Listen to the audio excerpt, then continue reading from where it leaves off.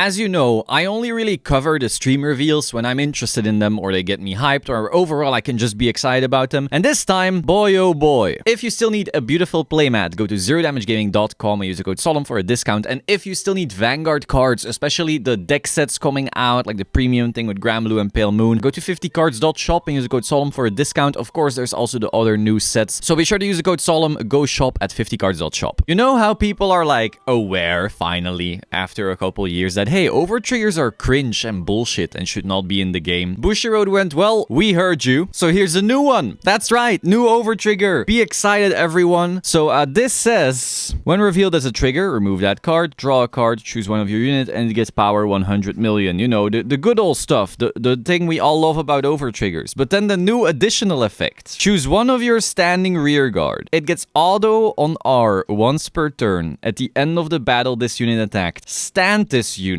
Okay, so they make any rear guard a title assault until end of turn. If you did not choose a card, draw a card, choose one unit card from your hand and call it to R. What you're telling me is that you give 100 million to a rear guard that now attacks twice? Really? We think this is okay? Like, in what universe is that okay? The whole thing about overtriggers that the defenders for some reason still try to bring up is, oh, but you can perfect guard it. It's only 100 million. Just save a perfect guard. I save a perfect guard. And turns out, nah, that's not good anymore. That's not good enough because now that thing can attack twice. You can't even fucking save perfect guards anymore. Cool. I'm actually happy. I'm so happy because now you lost that awful argument as well. Like bit by bit, it seems like they want to just keep on breaking these cards so much that like the last shred of doubt anyone could still have that these are fucking awful for the game can just, you know, vanish into the wind. And there goes another bad argument. Bye. Look, he's going away. Bye. The bad argument is gone. This is awful. This is gonna swing games even more. Obviously, some overtriggers are so broken that you wouldn't run this over them, like the Brandgate one. But this thing will just, oh, this is so game swingy. I hate this. Especially in premium. And oh no, I shouldn't have said that. I will now give you an example in premium, and then the defenders will go like, see, in premium it's an issue. No, everywhere it's an issue. Shut up. Everywhere they fucking suck. But here in premium, you already have other restanders. So, you know, if you give this to something that's already gonna restand, yeah, this is fucking awful.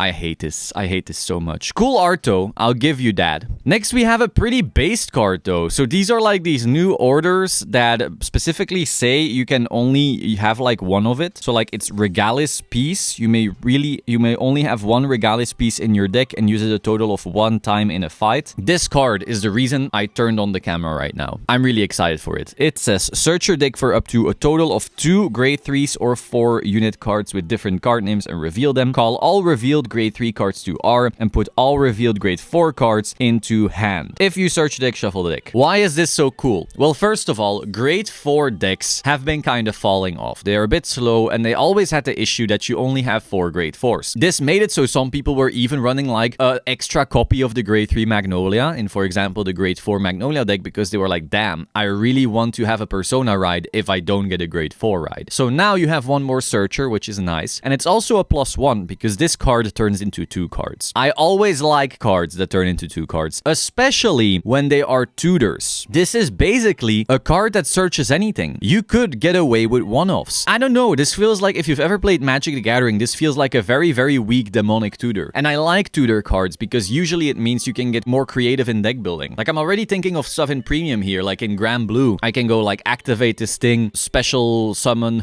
call Skull Dragon and Beatrice, and then Beatrice revives something. So suddenly it's not awful to stride Obadiah with only 2 revives because you suddenly have more revives. In Great Nature, you could call like Rhino plus Big Belly. So suddenly you have one card searching, you know, solid one-offs, something along those lines. Overall, I'm excited. Oh, Mike Saburo could search this. It says card and not unit, right? Holy shit. You could go like Mike Saburo, search this card, get Rhino and Big Belly. Wow.